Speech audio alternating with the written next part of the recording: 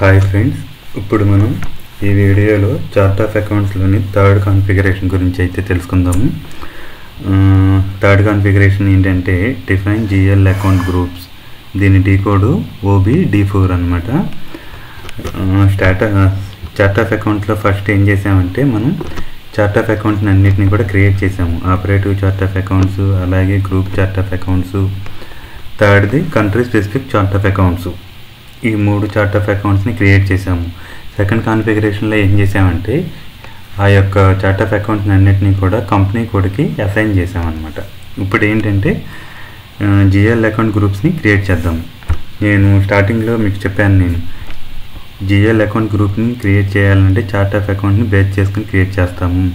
అలాగే GL అకౌంట్స్ని create చేయాలంటే group chart of అకౌంట్ని బేస్గా చేసుకుని క్రియేట్ చేస్తాము. మనం ఇప్పుడు ఏం చేస్తామంటే జిఎల్ అకౌంట్ గ్రూప్స్ని క్రియేట్ చేస్తాము. అవి ఏంటి, ఎలా ఉంటాయో ఇప్పుడు నేను ఇప్పుడు చెప్తాను. నేను ఆల్రెడీ ప్రిపేర్ చేసి పెట్టాను అనమాట ఎక్సెల్లో. ఇదిగోండి టేబుల్ ఇలా ఉండిద్ది అనమాట. ఫస్ట్ వచ్చేసి చార్ట్ ఆఫ్ అకౌంట్. మన చార్ట్ ఆఫ్ అకౌంట్ ఇక్కడ ఏమి ఇవ్వాలి అంటే ఆపరేటివ్ చార్ట్ ఆఫ్ అకౌంట్ అది ఇవ్వాలన్నమాట. మన ఆపరేటివ్ చార్ట్ ఆఫ్ అకౌంట్ ఏంటిది, KSOA ఇది ఇవ్వాలి మనం అక్కడ.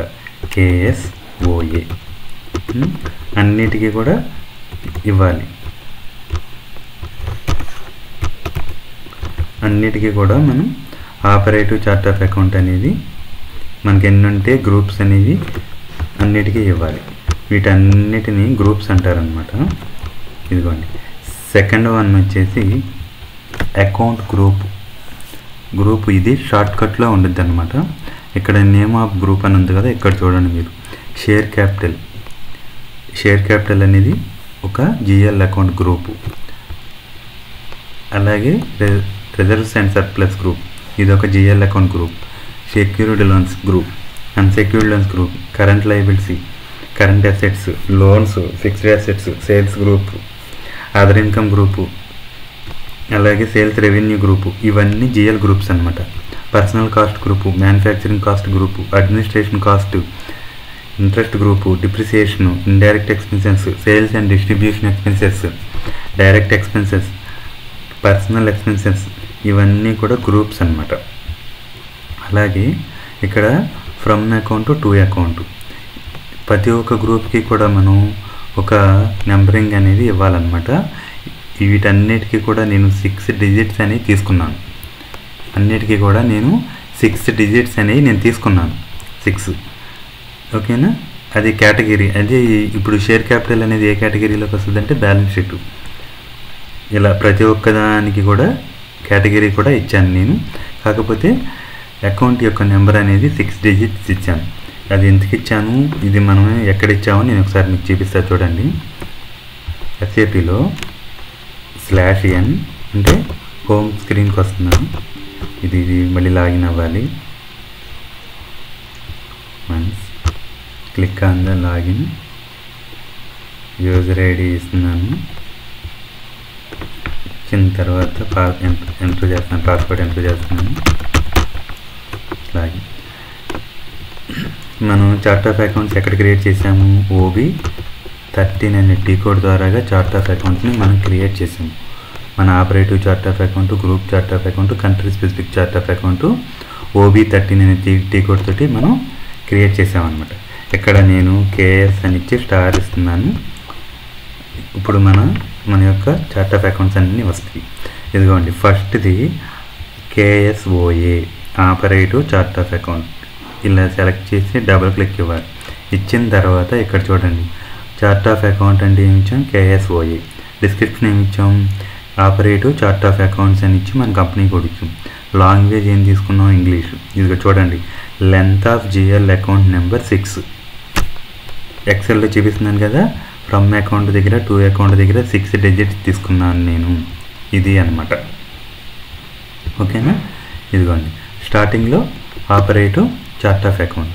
ఇక్కడ ఆపరేటివ్ చార్ట్ ఆఫ్ అది మాత్రమే తీసుకోవాలన్నమాట. ఓకేనా. ఇది షార్ట్కట్లో ఉంటుంది. అకౌంట్ యొక్క గ్రూపు షార్ట్కట్లో ఉంటుంది. ఇది ఫుల్ నేమ్తో ఉంటుంది అనమాట. Name of group GL account groups అంటారు వీటన్నిటిని కూడా. Loans, current assets, current liabilities, fixed assets group, sales group, other income group, వీటన్నిటినీ కూడా మ్యానుఫ్యాక్చరింగ్ కాస్ట్, అడ్మినిస్ట్రేషన్ కాస్ట్, వీటన్నిటిని కూడా ఏమంటారు జిఎల్ అకౌంట్స్ గ్రూప్ అంటారు. వీటిని బేస్ చేసుకుని మనం ఏం చేస్తాము అంటే జిఎల్ అకౌంట్స్ని క్రియేట్ చేస్తాము. ఓకేనా? ఇప్పుడైతే మాత్రం ఇవి క్రియేట్ చేద్దాము. టేబుల్ అయితే నేను ఇలా ఎక్సెల్లో ప్రిపేర్ చేసుకున్నాను. ఈ 6 డిజిట్స్ అనేది ఎందుకు ఇచ్చాను అనేది నేను మీకు ఎస్ఏపీలో చూపించాను. ఇదిగోండి, length of GL account number 6 అనమాట. ఓకేనా? ఇక్కడ 6 ఇచ్చాను. మ్యాక్సిమం 10 వరకు అయితే తీసుకోవచ్చు. అది ఒక్కొక్క కంపెనీ ఒక్కొక్కలాగా తీసుకుంటాయి అనమాట. మనమైతే మాత్రం 6 తీసుకున్నాము. ఓకేనా? ఇప్పుడు దీన్ని అంతటినీ కూడా కాపీ చేస్తున్నాను. నేను కాపీ చేసి మన యొక్క టీ కోడ్ ఏంటిది, జిఎల్ అకౌంట్స్ గ్రూప్ క్రియేట్ చేయడానికి OBD4. ఇప్పుడు ఆ టీ కోడ్ ద్వారాగా క్రియేట్ చేస్తాను. చూడండి, /NOBD4 అంటే ఇచ్చిన తర్వాత ఇప్పుడు మనం కొత్తగా క్రియేట్ చేయాలి కాబట్టి నేను న్యూ ఎంట్రీస్ పైన క్లిక్ చేస్తున్నాను. క్లిక్ చేసిన తర్వాత ఇదే సేమ్ ఇదేనమాట. ఇదే నేను ఎక్సెల్లో టేబుల్ వేసుకున్నాను. జిఎల్ గ్రూప్స్ ఇదిగోండి, చార్ట్ ఆఫ్ అకౌంట్, అలాగే account group, name of account, from account to account. ఈ కేటగిరీ అన్నది ఇప్పుడు రాదనమాట. డాక్యుమెంట్ స్ప్లిట్టింగ్ అనే కాన్సెప్ట్లో వస్తుంది. ఇప్పుడు మనకి ప్రజెంట్ అయితే దీంతో పని లేదు. ఓకేనా? ప్రజెంట్ అయితే మనకి దీంతో పని లేదు. ఇప్పుడైతే కనుక మనం ఇక్కడ వరకు కాపీ చేసాం కదా, కాపీ చేసినంత వరకు నేను ఇక్కడ పేస్ట్ చేస్తున్నాను. ఇదిగోండి, ఓకేనా? ఇలా ఇవ్వాలన్నమాట. ఇచ్చిన తర్వాత డౌన్ బటన్ ఇలా క్లిక్ చేసిన తర్వాత సేల్స్ రెవెన్యూ వరకు తీసుకున్నాం కదా, రిమైనింగ్ కూడా కాపీ చేసుకుని మిగిలినవి కూడా ట్యాక్స్ రిసీవబుల్ వరకు కాపీ చేశాను. ఇదిగోండి, ఇక్కడ స్క్రీన్ ఎంతవరకు కనబడుతుందో అంతవరకే కాపీ అవుతాయి అన్నమాట. మనం అన్నీ ఒకేసారి కాపీ చేస్తే కాపీ అవ్వవు. అందుకని నేను ఇలా తీసుకుంటున్నాను 2-3 టైమ్స్. ఇదిగోండి, ట్యాక్స్ రిసీవబుల్ తర్వాత సండ్రీ క్రెడిటార్స్ నుంచి ఇంకా 3 ఉన్నాయి అన్నమాట. ఆ 3 తీసుకున్నాను. జీరో బ్యాలెన్స్ అకౌంట్ కూడా ఇక్కడ నేను ఇచ్చేస్తున్నాను. ఇది ఇలా క్రియేట్ చేయాలన్నమాట. ఇప్పుడు ఎంటర్ ప్రెస్ చేసి సేవ్ అండ్ కంటిన్యూ అనాలి. Data was saved. ఇదిగోండి, ఇది స్టేటస్ బార్ కదా. ఇక్కడ ఏదైనా ఎర్రర్ వస్తే ఇక్కడ ఎర్రర్ చూపిస్తుంది అనమాట మెసేజ్. అదే ఏదైనా వార్నింగ్ మెసేజ్ వస్తే వార్నింగ్ అని చూపిస్తుంది. ఇప్పుడు డేటా అంతా కరెక్ట్గా ఇచ్చాం కాబట్టి ఇక్కడ ఏం చూపిస్తుంది, డేటా వాస్ సేవ్డ్. దీన్ని ఏమంటారంటే దీన్ని స్టేటస్ బార్ అని అంటారు.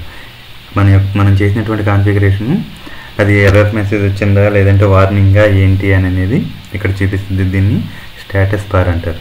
ఇంకోండి, ఈ పక్కన చూస్తే కనుక మనకి మనం చేస్తున్న కాన్ఫిగరేషన్ యొక్క టీ కోడ్ అనేది ఇక్కడ చూపిస్తుంది. ఓకేనా? ఇది మూవ్ చేయాలన్నా చేయొచ్చు, మనం రిమూవ్ చేయాలన్నా. అలాగే కావాలి అనుకున్నా మళ్ళీ బటన్ మీద క్లిక్ చేస్తే ఓపెన్ అవుతుంది. వద్దు అనుకుంటే రిమూవ్ చేయొచ్చు. ఓకేనా? ఇలా క్రియేట్ చేయాలన్నమాట. ఈ ఓన్లీ మనం ఇప్పుడు చేసినవి ఏంటంటే జిఎల్ అకౌంట్ గ్రూప్స్ అన్నమాట. చార్ట్ ఆఫ్ అకౌంట్ని బేస్గా చేసుకుని ఇప్పుడు మనం జిఎల్ అకౌంట్ గ్రూప్స్ని మాత్రం క్రియేట్ చేసాము. ఓకేనా ఫ్రెండ్స్? ఇది ఈరోజు క్లాస్ అన్నమాట ఫ్రెండ్స్. ఓకే అండి.